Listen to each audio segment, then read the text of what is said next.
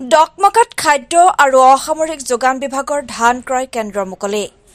অসম চৰকাৰৰ খাদ্য আৰু অসামৰিক যোগান বিভাগৰ তৰফৰ পৰা কাৰ্বি আংলং জিলাৰ ডকমকাত স্থাপন কৰা ধান ক্ৰয় কেন্দ্ৰটিৰ আজি মুকলি কৰে কাৰ্বি আংলং স্বায়ত্তশাসিত পৰিষদৰ প্ৰধান সচিব মুকুল শইকীয়াই। উক্ত ধান ক্ৰয় কেন্দ্ৰটিৰ মুকলি অনুষ্ঠানত খাদ্য আৰু অসামৰিক যোগান বিভাগৰ বিভাগীয় বিষয়াসকলৰ লগতে জিলা কৃষি বিভাগৰ বিষয়াসকল আৰু উক্ত অঞ্চলৰ কৃষক ৰাইজ উপস্থিত থাকে। উক্ত কেন্দ্ৰটিত কৃষক ৰাইজে ধান বিক্ৰী কৰিবলৈ বিচাৰিলে ২৩০০ টকাকৈ প্ৰতি কুইণ্টলত লাভ কৰিব। ইয়াৰ বাবে কৃষক ৰাইজে কৃষি বিভাগৰ বিভাগীয় বিষয়াসকলৰ লগত যোগাযোগ কৰিবলৈ আহ্বান জনায়। সকলো কৃষক ৰাইজে নিজে উৎপাদন কৰা শস্যৰ যাতে উচিত মূল্য লাভ কৰে সেইবাবে চৰকাৰে এই ব্যৱস্থা গ্ৰহণ কৰিছে বুলি মন্তব্য আগবঢ়ায়। অনন্ত কুমাৰ গৌড়ৰ ৰিপৰ্ট এনি এক্সপ্ৰেছ। ডিচেম্বৰ তাৰিখে আমাৰ ইয়াতে ডকমকা ধান ক্ৰয় কেন্দ্ৰটো মুকলি হৈছে। আজি আমাৰ এই কাৰ্যসূচীত কাউন্সিলৰ কাৰ্বি আংলং অট'নমাছ কাউন্সিলৰ প্ৰিন্সিপাল ছেক্ৰেটাৰী ছাৰ তেখেত উপস্থিত থাকে।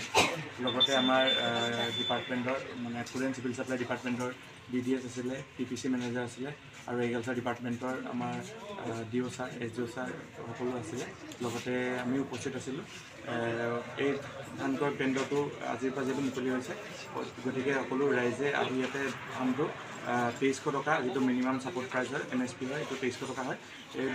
এই টকাটো পাবলৈ ইয়াতে আহি মানুহে সকলোৱে আহি ধানটো ইয়াতে বিক্ৰী কৰিব পাৰে আৰু এইটো চৰকাৰক ধানটো দিব পাৰে আৰু এইটো সহযোগিতা সকলোৰে পৰা আশা কৰিলোঁ। কাৰ্বি আংলং জিলাৰ সকলো ৰাইজৰ পৰা আশা কৰিলোঁ যাতে আমাৰ যি ধান ক্ৰয় কেন্দ্ৰ আছে বিভিন্ন জেগাত, ধৰি লওক আমাৰ ইয়াত আছে, ডকমকাত আছে, হাওৰাঘাট, বকলীয়া বা এইফালে বালিপথাৰত আছে, তাৰপিছত আমাৰ বিভিন্ন জেগাত ধনচিৰিত আছে, মানজাত আছে, সকলো জেগাতে আহি ৰাইজে আহি ধানটো যাতে বিক্ৰী কৰে আৰু ২৩০০ টকা যিহেতু এটা ভাল দাম দিয়া হৈছে চৰকাৰৰ ফালৰ পৰা, গতিকে এই টকাটো আহৰণ কৰিবলৈ সকলোৱে চেষ্টা কৰিব লাগে।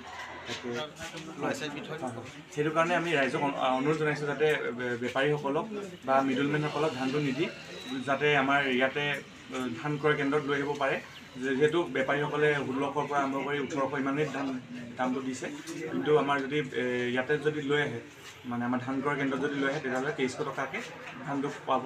তাৰ কাৰণে আপোনালোকে আমাৰ এইসকল আছে, কৃষি সম্প্ৰসাৰণ সহায়কসকল আছে বা IDO বা মোক হ'লেও ডাইৰেক্ট কণ্টেক্ট কৰি চাৰ্টিফিকেটটো আহৰণ কৰি লৈ ইয়াতে ধানটো জমা দি চাৰ্টিফিকেটটো জমা দি ধানটো আপোনালোকে ইয়াতে বিক্ৰী কৰিব পাৰে ২৩০০ টকা।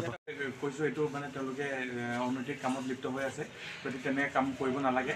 তেওঁলোকক অনুৰোধ জনাইছোঁ যাতে তেওঁলোকেও ধান নিকিনি তেওঁলোকৰ নিজৰ ধান বা ৰাইজক যাতে তেওঁলোকে সজাগতা সৃষ্টি কৰে ৰাইজক যে ধানটো কম দামত তেওঁলোকে যি বেপাৰীসকলে আমাৰ কৃষকসকলক তেওঁলোকে বহুত বঞ্চিত কৰি ৰাখিছে, তেওঁলোকে মানে আমাৰ কৃষকসকল তাৰ কাৰণে আমি সজাগ হ'ব লাগিব যে ইমান ভাল এটা দাম দি আছে, গতিকে তেওঁলোকে বেপাৰীসকলক যদি নিবিকি ডাইৰেক্ট ইয়াতে ধানটো দিব পাৰে আৰু এইটো যদি ধানটো তেওঁলোকক বিক্ৰী কৰে সেইটো মানে সেইখিনি মানুহখিনি সজাগ হ'ব লাগিব। একচুৱেলি বেপাৰীটোতো থাকিবই চব, কিন্তু মানুহখিনি যদি সজাগ হৈ ইয়াতে ধানটো যদি বিক্ৰী কৰিবলৈ আহে তেনেহ'লে তেওঁলোকে ধানটো কিনিব নোৱাৰিব, ইয়াতে বিকিব নোৱাৰে। তেওঁলোকে ইয়াত ইয়াত দিবৰ কাৰণে ধানৰ চাৰ্টিফিকেটটো লাগিবই আৰু তেওঁলোকে বহুত এনেকৈ দেখা যায় বহুত মানে